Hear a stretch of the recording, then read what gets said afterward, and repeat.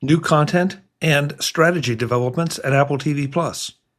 This is TV Plus Talk on MacVoices.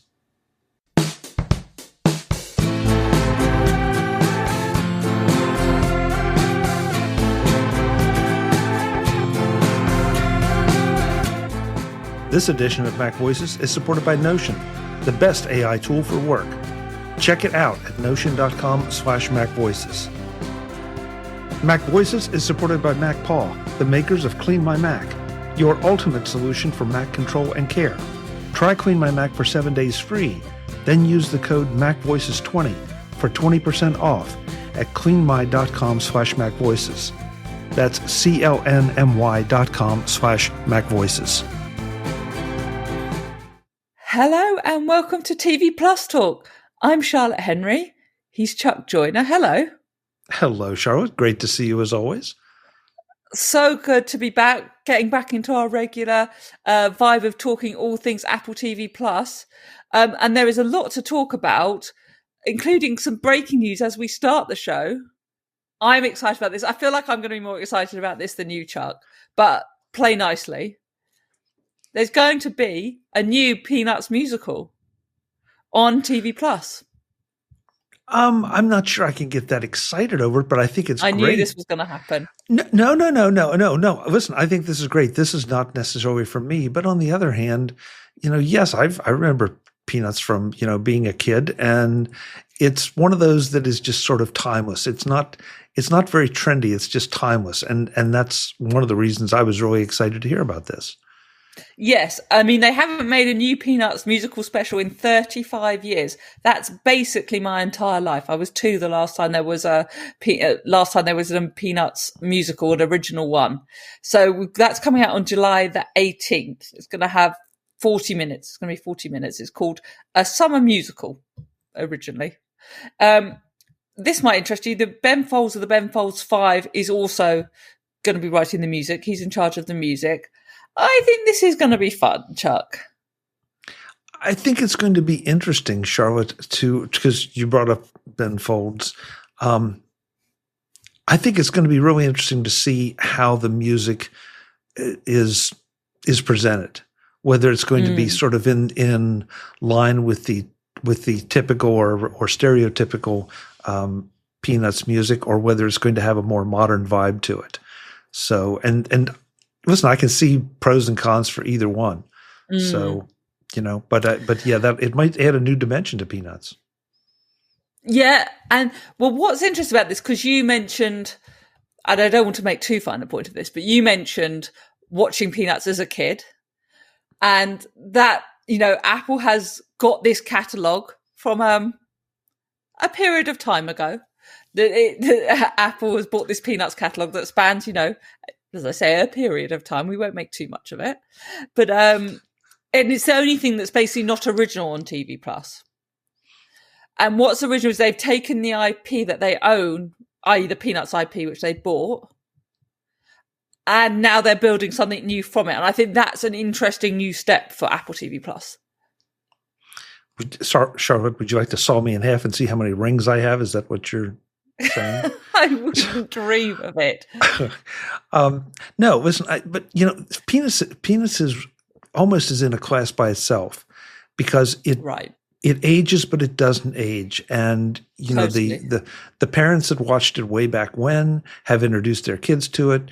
The holiday specials remain so important to parents, and sharing and being able to share it with their kids. And sometimes those kids have shared it with their kids. And so I find it really interesting that Apple has, like you say, has added to the IP, but they really have, I think, tried to stay true to the original nature of Peanuts. Yes, I think that's what we're going to see. And that's why they've got the whole catalogue there, all those specials. But yeah, I think it's an interesting another step in the sort of development of TV Plus to go from basically no originals to this little bit of IP that they own to them building on that IP. I think that's kind of interesting. For those worrying, the show is apparently about Charlie Brown, who wants to make his final year at camp special. Sally is a newbie at camp, so she's a bit nervous. So Snoopy and Woodstock then discover a treasure map as well, and they all go on of course, a wild adventure. So it's got all the classic Peanuts elements into it. I think it's going to be great fun. We'll see how it goes.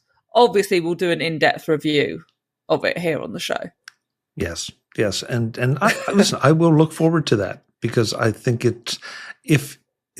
even if the programming is not for me, it's going to be interesting to just see what Apple does with the IP and whether they try to drag it just a little bit into the future or a lot into the future, and hopefully, not mess it up if they decide to do the latter. I could ask you about this actually, because it's a bigger thing in the US, I think, than in the UK. The kind of heritage of Peanuts. And there could be quite a big backlash against Apple if they muck this up, right? Listen, I think there were people looking askance at them when they started doing the Snoopy things and some of the things they have added already, and but they've pulled it off. There have been no super criticisms. There have been no riots in the streets or anything.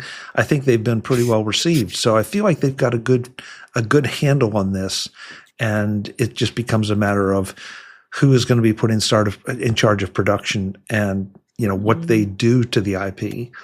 Because listen, I could get into a bit of a rant here on some of the IP. Please, I'm going to sit back and let you go. Well, no, I'm not going to do it. But some of the things that have been remade or stories retold, and some producer gets in there and says, "I'm going to put my stamp on it," and it just destroys what was. And so that always has bothered me. Tom Cruise did an amazing job with Mission Impossible of taking the original character and turning him into sort of a questionable guy, not exactly a bad guy, but maintaining the spirit of the franchise and pushing it forward. And so that's one that went well. I can think of several that didn't go well, and that there've never been any sequels, and they're not going to be any sequels because they messed it up so much. Are you talking about Star Wars? No. Actually, I hadn't even thought about Star Wars. Because that did make people angry. No. Yes, you're right. So that's a great example that I wouldn't have even thought of, where somebody tried to do something and messed it up. And so I would like to think that Apple's smart enough not to do that with Peanuts. Oh, poor Jar Jar Binks. Right. We've got a bunch of other stuff to get through as well, because there's other shows coming to TV+. There's one called Fountain of Youth. It might be out by the time you watch this show. It's May 23rd. It follows two estranged siblings who are played by John Krasinski and Natalie Portman, who they partner on a global heist to find the mythological Fountain of Youth. I mean, you can't go that much wrong with John Krasinski and Natalie Portman, can you? I don't know that. I want to see it. It's one of those that for me, it's like, okay, another show. Now I'll see what kind of critical reviews it gets, but this is not at the top of my must-watch list at the moment. No, I get that, but I think it could be one that's quite fun. One of those kind of ways to get families into TV+, that kind of thing. And as I say, if you've got those two headlining a show, that's a pretty good start, right? Oh, absolutely. Actually. And we can come right back to the whole discussion of star power that Apple TV Plus seems to command. Well, that was beautifully linked, almost like we planned this, because the next movie I want to talk about is called F1 the Movie, and it stars none other than Brad Pitt. And I don't think you get much better star power than that. Thankfully, Brad Pitt is also backed up by Javier Bardem in this film. So that's a pretty couple of big hitters there. There's also Damson Idris is in there. That's big hitters across the board, isn't it? Well, you were talking about star power. Absolutely. But for me, more important than the star power are how good this looks for trailers. Because this is one of those that when I first heard about it, it's like, okay, F1 racing, that's fine. But after a while, F1 racing for somebody like me with a low attention span gets kind of boring. It's like, okay, they go around the track. This looks phenomenal. This makes me want to watch this as soon as I can get my hands on it. Really? I mean, I'm not a massive F1 fan. That's why I sort of focused on the star power of the people in it, but kind of interesting. So the premise is that Brad Pitt has a character called Sonny Hayes, who was dubbed the greatest that never was. He was a phenomenon in the 90s, but then there was I think there was an accident. 30 years on, they describe it as a nomadic racer for hire. So that's come back, and Ruben Cervantes, who is the Javier Bardem character, is his former teammate. So I think this could be kind of interesting. You've given me more optimism about it than I thought you would. I'm a little surprised knowing that. Well, you're a sports fan, and F1 is a sport. Yeah, it's never been one I've hugely got into. Well, and I'm the same way. I'm the same way. Yeah. I mean, I couldn't handle it much after the whole Lewis Hamilton, Max Verstappen bust up a few years ago, where Lewis Hamilton was absolutely cheated, let me just say. And I barely watched since. It's become rather dull. But yes, I think this could be a very good film. And I suspect it's one of those you don't have to love the sport to kind of get engrossed in the characters and the whole story. Interestingly, Chuck, this is going straight to cinemas. It's going to be on cinemas on the 27th of June. Well, we've seen Apple TV+ do this before, and sometimes it hasn't worked out. I don't know if it's because it's Brad Pitt.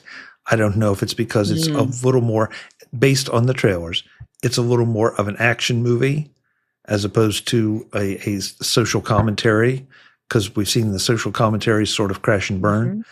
So I have high hopes for that aspects of its success. Mm-hmm. And of course, because it's going to be in cinemas, which implies it's going to spend a more significant period of time in cinemas. That means it can get some big awards as well, because there are requirements. You have to be in a cinema in a certain number of places in a certain for a certain amount of time, don't you, to pick up certainly Oscars. And I suspect other things as well. So I guess maybe they're throwing it in for that kind of thing as well. Well, with Brad Pitt, I mean that's going to pull a lot of people in automatically. And 100%. So, beyond that, I mean, we'll see if it lives and dies on its merits. I thought Apple was trying to get away from some of this, taking things into theaters and doing those kind of big splashes. And here we go again. So I just wonder if they've revised their strategy. Well, it may not be, this may be a strategy for this particular movie, but it is in cinemas from the 27th of June, 2025. Will you be rushing to the theatre to watch it? If I can get it into my schedule, but yes, I would. This is one of the few movies coming out that I would seriously consider going to the theater to watch. How interesting! Well, you're a busy man. If anyone can take you away, Brad Pitt is the man, is he? Well, no, it would be again. I'm basing. Is it Javier Bardem for you? Well, I'm basing so many things on the trailers. But this feels like one of those movies that would be best experienced on a large screen with a monstrous sound system, that's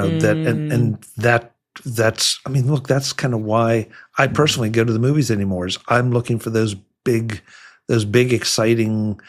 I'm not ready to say tentpole because that's not necessarily it, but the big exciting action movies where you get to almost experience the effects. That's what's pulling me in. The human interest stories are fine, but I can watch those on the small screen and get just as good an experience if I watch them. You want to hear the revving of the engines on a big multiplex sound system? I want to feel it shake. Yes. And that is the title of our show this week. Thank you. Less shaking. A bit more delicate, but, kind of tie related actually, is we've got Knife Edge Chasing the Michelin Stars is coming to Apple TV+. And this caught my attention because it is hosted by Top Jaw Jesse Burgess, who is on Top Jaw on social media and so on. That's how I recognise it, because I've seen the Top Jaw account across social media. Gordon Ramsay's the executive producer, which is kind of fun. Yeah, so this is a little food outing, food season, which I kind of think works quite well on TV+. It's an 8-episode season. We've seen it do things like this with housing, haven't we? Do you remember right at the beginning of TV+, there was that amazing show about all the sort of extraordinary, weird and wonderful houses. We know that Apple makes this stuff look really beautiful. I can see this kind of working as really quite easy to watch TV. Yes, I agree. And at the same time, I feel like this fits in so well with the attitude that Apple TV tries to bring to at least some of its programming, maybe most of its programming. This is not a series about a fast food chain, let's say. No. This is about chasing Michelin stars. So there's Correct. that automatic, upscale. Having Gordon Ramsay there, we're back to your star power situation and comments. Star power, and just the other thing I would say, because you're right about the star power, but also Top Jaw obviously is huge on social media. And obviously if Apple has that power to promote over social media via the Top Jaw account and so on, that could bring in viewers who have never watched TV+ before, right? Absolutely. In some ways, I'd be surprised if it didn't. And here we go again. We're back to the discussions of how Apple is positioning itself and how it's trying to expand. We've been harsh critics of sometimes their lack of promotion for some really terrific shows that have to spread by word of mouth. And I don't know how much they're going to promote this one, but this is going to tap into a whole new audience that may never have even heard of Apple TV+. Yeah, I'm just having a look at how big the Top Jaw account is now on TikTok. I suspect we're in the sort of millions of viewers kind of range, which is, that's a big deal if you can get that, happening on your streaming service. And you're so much more in touch with a lot of the social media aspects of things than I am. So you're much better able to judge, what the potential impact is of something like that. Yeah, actually, Top Jaw's got 198.6 thousand followers on TikTok, 4.7 million likes. And what are we on? Let's have a look on Instagram. Accounts. Top Jaw is an 806,000 followers on Instagram. So, we're talking pretty decent social media numbers here, and the ability to get videos out to quite a big number of people. Yeah. And to give something. And I think that has got to be part of making the show, right? Yeah. And to give something to people that has not really been done before. At least I'm not aware of any Michelin star oriented shows, TVs, shows, documentaries. I'm sure there's some out there maybe hiding on Netflix, sure. But this is going to pull that part into the mainstream a little bit. Yeah. I'll be really interested to see how it does actually. And how kind of it's all about. The show is going to be about people striving to get that award. So Apple obviously can have a bit of, that, the drama that comes with that. The high, you've got a nice little arc of highs and lows and so on. So I think this will be quite an interesting one to watch and see. And as I say, I suspect Apple will make it look absolutely beautiful when with these things are put all together. MacVoices is supported by MacPaw, the makers of Clean My Mac, your ultimate solution for Mac control and care. Try Clean My Mac for 7 days free, then use the code MacVoices20 for 20% off at cleanmy.com/MacVoices. That's CLNMY.com/MacVoices. If your Mac has started feeling a little sluggish, maybe running a little hot, or filling up with files you don't even remember downloading, it's probably time for a little maintenance. That's why you need Clean My Mac. Clean My Mac, created by MacPaw and notarized by Apple, has been around since 2008, and it's evolved from a basic cleaner to a full-featured Mac Care solution. It helps you take control of your system with tools that go beyond simple file cleanup. Smart Care handles essential optimization with just a click. My Clutter helps you find and delete duplicate downloads. The Cleanup tool clears out system cache, development junk, and other digital debris. Clean My Mac even includes the Moonlock anti-malware engine to scan for and remove threats. You also get the Assistant and Menu app to help you monitor performance, spot battery drains, and keep things running smoothly without needing to dig through settings menus. You can try Clean My Mac free for 7 days right now. And if you like what it does for your system, use code MacVoices20 for 20% off at cleanmy.com/MacVoices. That's CLNMY.com/MacVoices. It's a simple and easy way to keep your Mac running the way it should. Clean, lean, efficient, and hassle-free. Thanks to Clean My Mac for supporting MacVoices. Today's MacVoices is supported by Notion, the best AI tool for work. Check it out at notion.com/MacVoices. Notion AI is all-in-one AI, powered by your work and all in one place. It automatically captures meeting notes, instantly finds the exact content you need, drafts detailed docs for you, and lets you chat with the best AI models. Notion AI just became twice as powerful for teams, making it the best AI tool for work. If you've ever struggled to remember exactly what was said in a meeting, or worse, couldn't find the notes afterward, Notion AI will feel like a superpower. I've been using Notion to organize podcast planning, show notes, and other things that have nothing to do with MacVoices. But when they introduced Notion AI, things went to another level.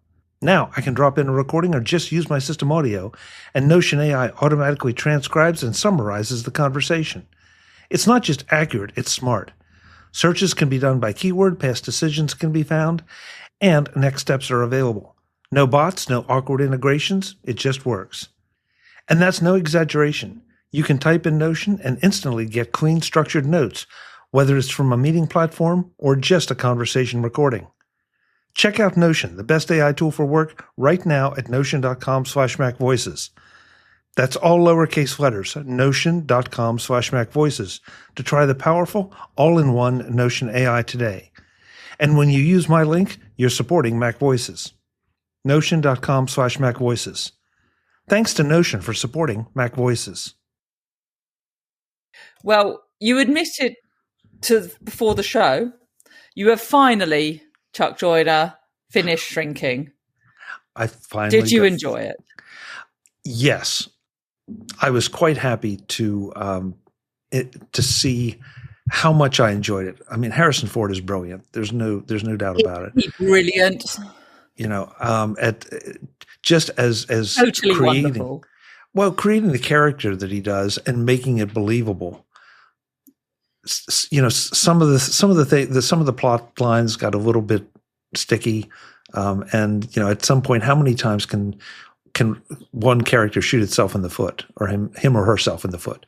But other than that, wait, who are you talking about? Oh no, I'm not. No. I don't want to do any spoilers. But I will say this: that the season wrapped up in a very satisfactory fashion for me. So, you know, because somewhere about the 2/3 of the way through, some of the things got just a little tedious. It was like, from the standpoint of just too many crises and of their own making. But they wrapped it up really well and made me look forward to season 3. And so that to me is that's the mark of some really great, I guess not filmmaking, but production making. TV making. It made me want to come back, even though there were moments when I was dissatisfied. There's something I really want to discuss with you, but we can't do it without spoilers. I feel like Shrinking has been out long enough that we can do spoilers. And if you haven't watched it and want to watch it, like, forward the next 2 or 3 minutes and then come back to us. Yeah. Okay. The bit that stuck with me, and I think this is what you're hinting at, was the relationship between the daughter and the Brett Goldstein character, who had obviously been involved in the accident that triggers the whole thing, killing the mother. I found it very hard to get my head around how that relationship would develop, and they would have that level of relationship. Like, I can understand that they would have an interaction and move on, but the idea they became as close as they did, I found quite hard to understand. Yes, you hit it very well. First of all, Brett Goldstein was brilliant in this. Brilliant. If you know him only from Ted Lasso, it's a completely different Brett Goldstein. Because when he first came on, it's like, not sure how this is going to work, and he was phenomenal. But I agree with you. One of the things, though, I have to recognize is that the speed of a series like this, that the episodes are 30 minutes, give or take a little bit.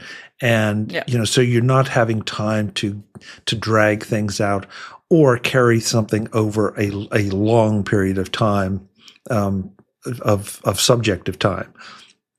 So the only thing that really, and I think Brett's the one that saved it, because since we are doing spoilers, if you're listening, folks, stop now. But the way he communicated the depth of his guilt and the depth of his sorrow about being involved in the accident, I think is what really carried it. And I think what made that the relationship between that and the daughter, who was obviously terribly upset because of her mother being killed, that they were both hurting over the very same incident, just from different angles. And so they don't just make him an obnoxious bad guy. Yes, exactly. Or they didn't show him moving on, and they showed him there were implications at times where he was implied to be being judged because he allegedly had been drunk. Well, in the story, he had been drunk and caused the accident. And so, you saw him being kind of rejected from a Thanksgiving party because of that. And, that too is one of those brilliant pieces of acting and brilliant pieces of writing that really drove home just how much his life was being affected by this. Oh, totally agree. And as you mentioned, Harrison Ford, the final spoiler, is the way they developed that character and him coming to terms with his Parkinson's and all that. I thought Harrison Ford was utterly brilliant in it.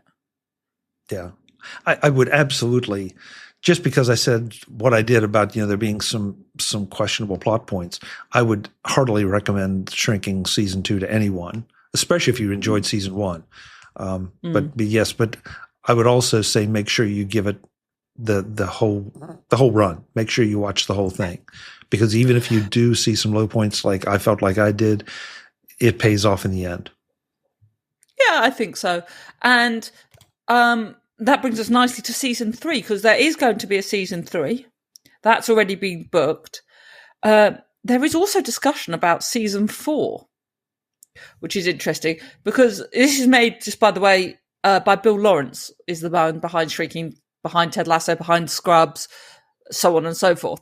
But I take this quite personally. So this was, he says, according to Bill Lawrence, a story that was consisting of 3 parts, but there may be season 4. Now, I take this personally because Bill Lawrence told me this about Ted Lasso as well. He told me that it was going to be a 3-season arc, and that was the end. As we now know, it's coming back in some form for season 4. But this is what's happening again with Shrinking. Do you think it could go for 4 seasons, 5? I definitely can see the room for a third. I think so. I think it just like if it was originally conceived as 3, and you tell the stories that were to be told in 3, it doesn't mean you can't start maybe toward the end of 3, start new stories or new story arcs that would carry over into a season 4. And I don't mean cliffhangers, but I just mean story arcs. So, if the characters are working and if they can keep me engaged, then they're doing great, because I told you before, Shrinking was something that, I'll get around to it on season 1. And once I did, I was hooked. So if they can continue to do that so that you don't get burned out on the characters and on the premise of the whole thing, why not season 4, season 5? Take it for as long as you can. Yeah. As I say, I'll definitely be watching season 3. Show that we're not getting any more seasons of Mythic Quest. Did you see this news, Chuck? They're ending Mythic Quest was season 4. I've watched season 4. I absolutely loved it, of course. I thought it was great.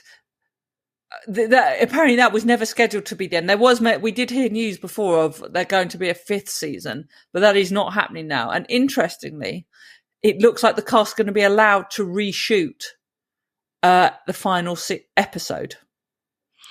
They're going to give us a different ending that wraps everything up a bit better, which I kind of like that they're allowing that to happen.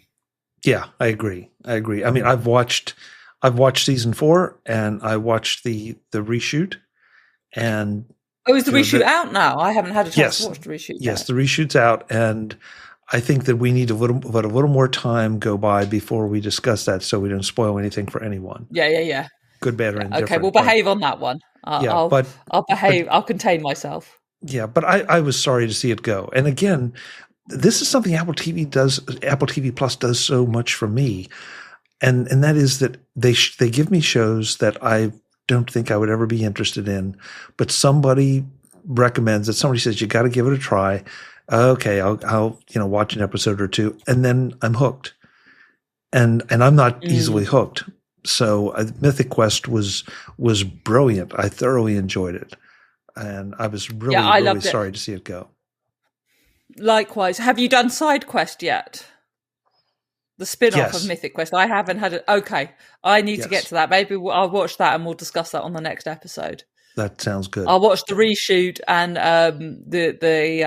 the side quest, and we'll get to that as well. Yeah, sounds good. Well, we've covered a lot of ground. Is there anything on the slate? Well, we've discussed the F1 movie, which you and I both are interested in, I think. Anything else on the slate that you're going to be settling down to in the near future? In the near future, probably not. I've got some other things I need to catch up on. I did see, was it found? Did they do a new Foundation trailer? I think they did. I'm really anxious to have get that back going, but I think it's going to be a little while. 11th of July, season 3 comes out. Is that all? Okay, good. So I don't have that long to wait. You caught me cold there with that one because I really didn't look at what's coming up, but it always seems like there's something.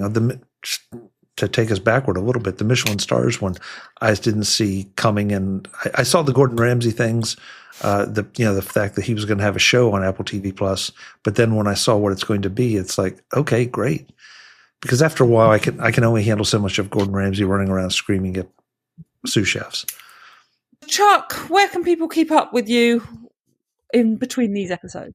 Yes, well, or with these episodes, you can find me at MacVoices.com. That's where I'm still releasing some interviews from NAB.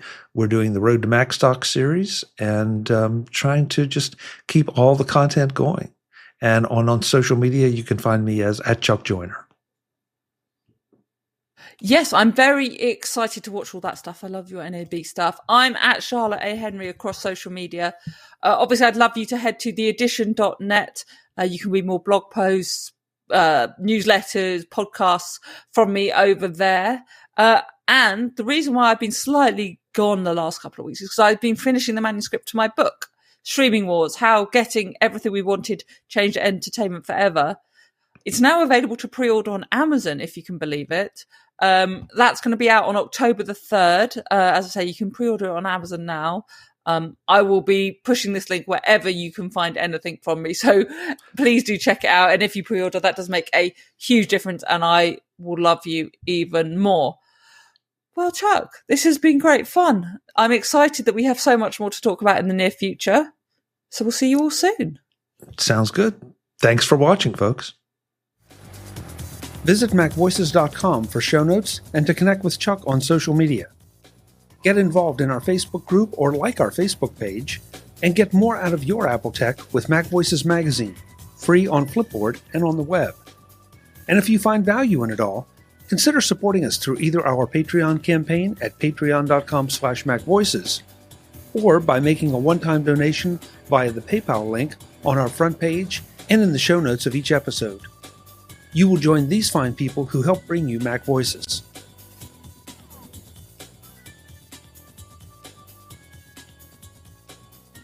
Advertising handled by Backbeat Media at backbeatmedia.com. Bandwidth provided by CacheFly at cachefly.com.